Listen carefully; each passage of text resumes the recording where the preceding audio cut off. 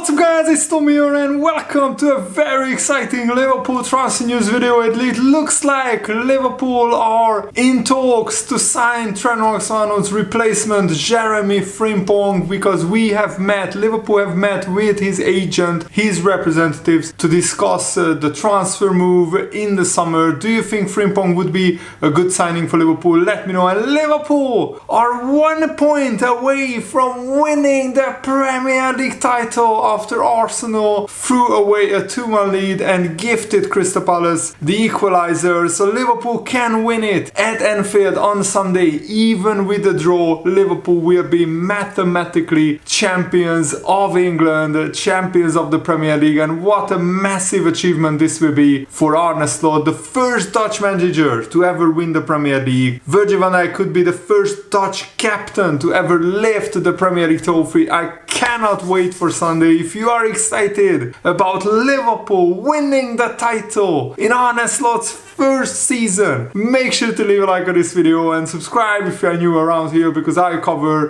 Premier League and Liverpool FC news daily on my channel. And turn on the bell notifications so you never miss the latest updates around Liverpool FC. So Liverpool are in talks with Jeremy Frimpong over a transfer from Bayer Leverkusen. Trent Alexander-Arnold is very likely to move to Real Madrid, and Liverpool want a very attacking right back who can replace Trent Alexander-Arnold with goals and assists. And Frimpong has a relatively low, around £40 million release clause at Bayer Leverkusen, which I think for a player as good as Jeremy Frimpong, it's an absolute bargain. And he is Dutch, just like Arne Slot, Van Dijk, Gakpo and Gravenberch. And Conor Bradley will be Liverpool's only natural senior right back next season, so Liverpool definitely need to sign a replacement for Trent Alexander-Arnold. And it looks like the Liverpool hierarchy are meeting with the agents of Jeremy Frimpong, and Christian Falk,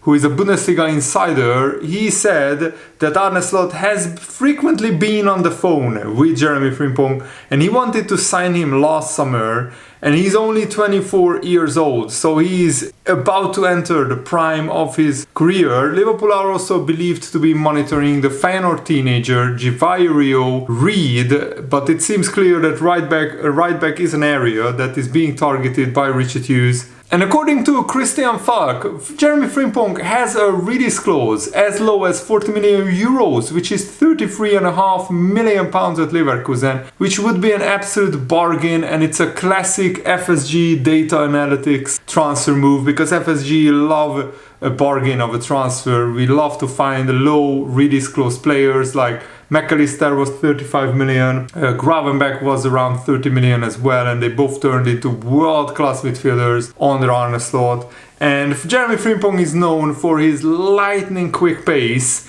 and he also has incredible goals and assists output, which we will look at this season in this video. 4 goals and 11 assists so far this season, and 39 goal contributions since the start of last season. And even though Conor Bradley is a great player, is he ready to be a first choice Liverpool right back week in, week out?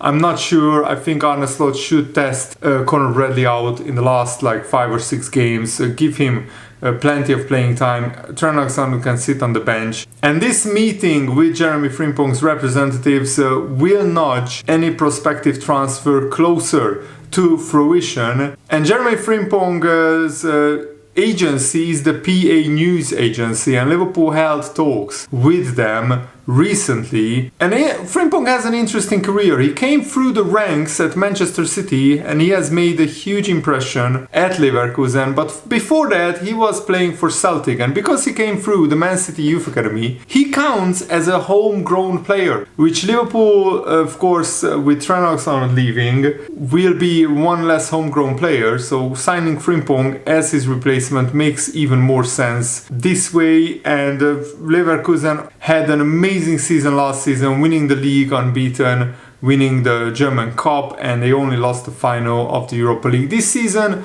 Leverkusen is also having a decent season. They are comfortably in second place, but Bayern Munich are just going to win the Bundesliga title. They were just too consistent, too good for Bayer Leverkusen. And Markus Babbel told Liverpool.com that Jeremy Frimpong would be a top signing for Liverpool. He's a top right back. His pace is unbelievable. He also wants to play forward, but he's a different kind of player than Trent Alexander-Arnold. Trent is a bit more skillful. He has better crosses, but otherwise Jeremy Frimpong is the better defender, even though that is not difficult because Trent can't defend. That's what Markus Babbel, former Liverpool player, is saying. But Frimpong would be a fantastic signing for Liverpool, according to him. If you get the chance, and I think he wants to leave because he wanted to leave last season, but he couldn't get the right choice. I'm not sure if he would prefer Spain or France, but normally if Liverpool is coming, then you have to go. Especially because Liverpool already have a Dutch contingent and we are on course to win the Premier League title, so Liverpool are in a much better position than most of the clubs interested in Jeremy Frimpong. And Liverpool have been linked with another Leverkusen player, Florian Wirtz, but it looks like he could be off to Man City because Man City are willing to pay around £150 million for Florian Wirtz, which is an absolutely crazy amount of money. And another journalist has confirmed that Liverpool are making contact with Frimpong's agent. And it doesn't make a lot of sense if you count that Milos Kerkez is also a target for Liverpool, because it's a little bit too risky to have two very attacking fullbacks on both flanks.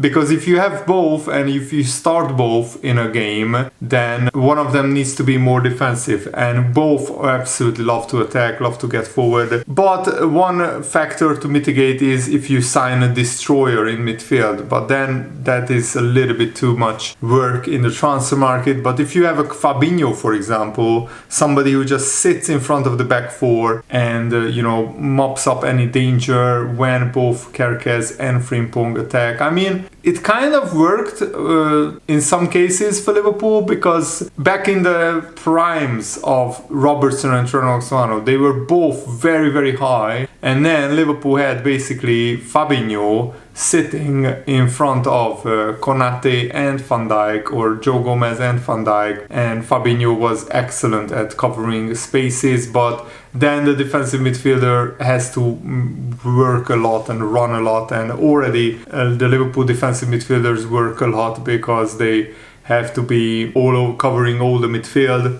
But maybe FSG see Conor Bradley as the number one right back, and in some games we see Jeremy Frimpong as a kind of a cheap option because his release clause is really low in compared to what a great player he is. And Frimpong against high lines would be an absolute weapon, and it also helps Salah get more central. There could be an idea where Frimpong basically essentially plays as a right wing back in that formation, and Salah can go towards the goal a little bit more, and Frimpong will offer width, and he could sometimes against low blocks he could play as a right winger as well, attacking the fullback, and with his pace and dribbling ability he definitely can do that. And here are his statistics. Last season he had 24 goal contributions. This season he has already 4 goals, and in some publications it says that he has 11 assists as well. And also 2 seasons ago he had 9 goals and 10 assists. Those are not right back numbers. Those are numbers provided by a right winger. So Jeremy Frimpong can not only defend, but he is a very attacking right back who absolutely loves to attack. So Liverpool maybe need to tweak their tactics a little bit more.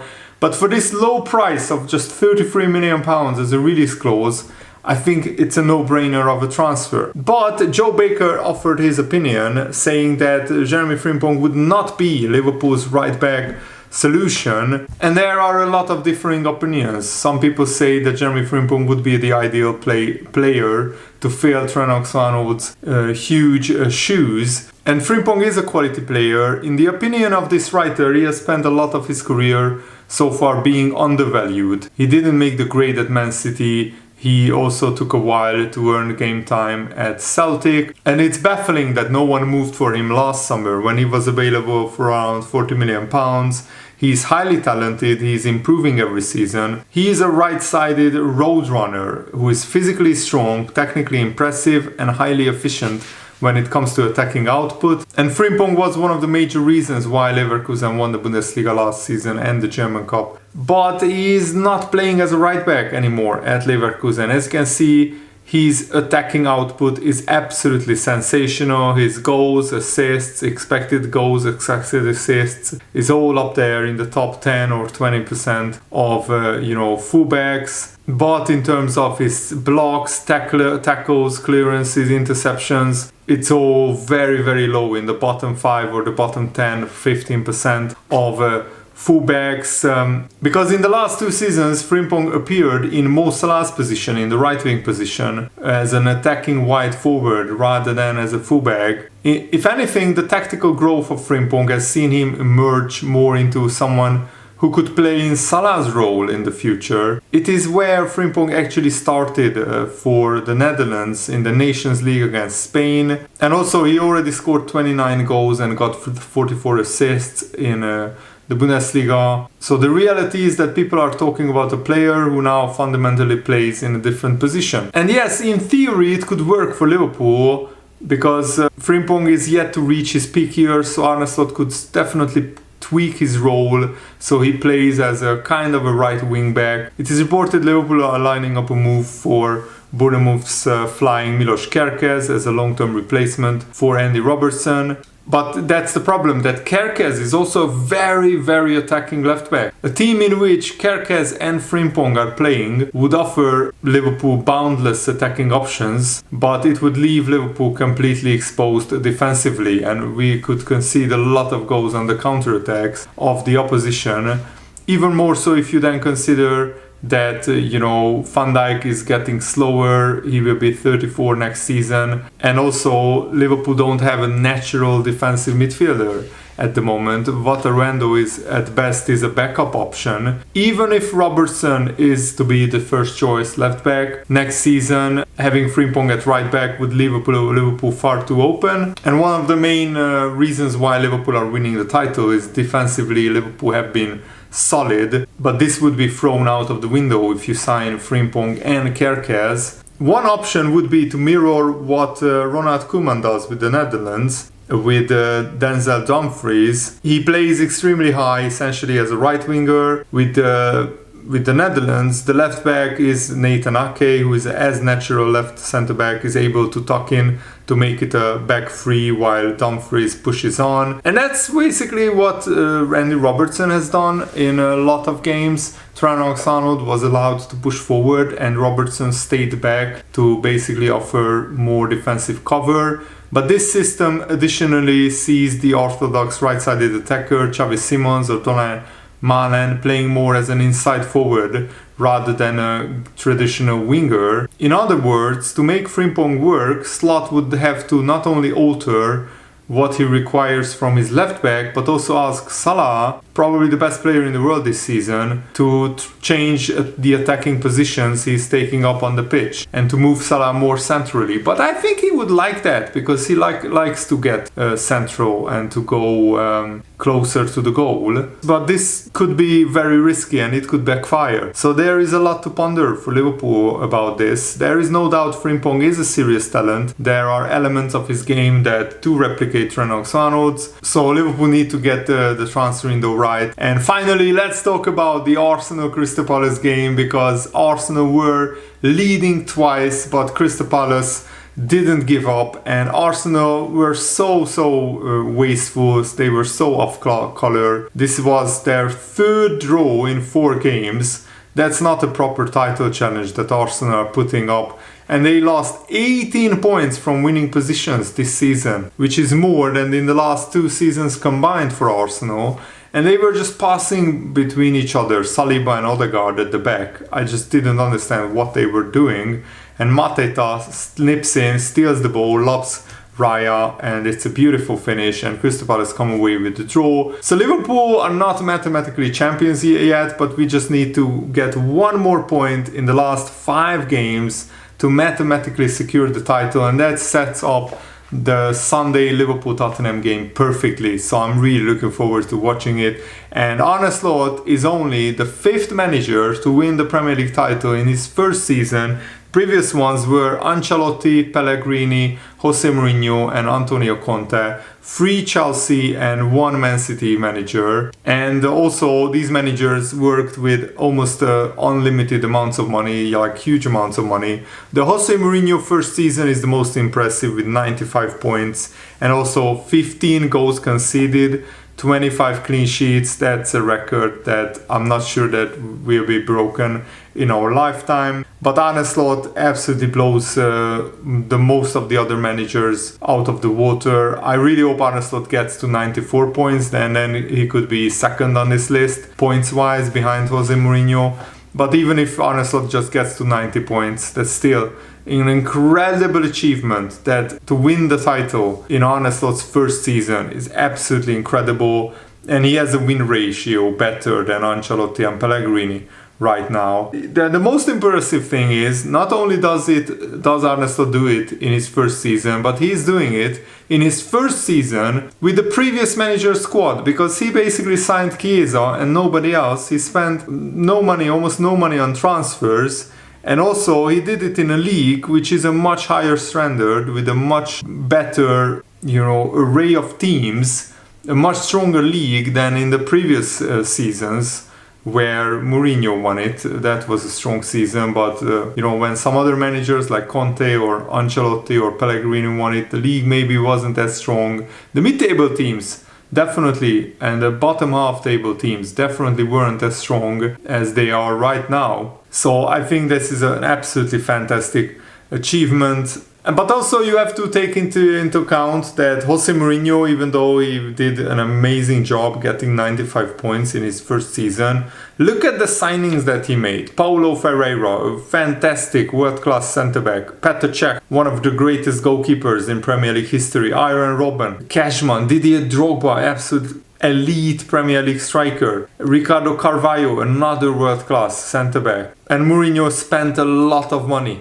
before winning the title in his first 2 seasons. So whether other fans like it or not, Liverpool have been perfectly on par with what it has taken in the previous few seasons to win the title. And if Liverpool win every game, then Liverpool would have more points than any team who have won the title since Liverpool last time won it in 2020 with 99 points. And that other teams couldn't keep up with Liverpool, the likes of Arsenal, Man City, Chelsea couldn't keep up with Liverpool. That's their fault, that's not Liverpool's fault. So that's my final verdict. Let me know your thoughts down below in the comments. Thanks for watching, have a nice day, see you later, goodbye.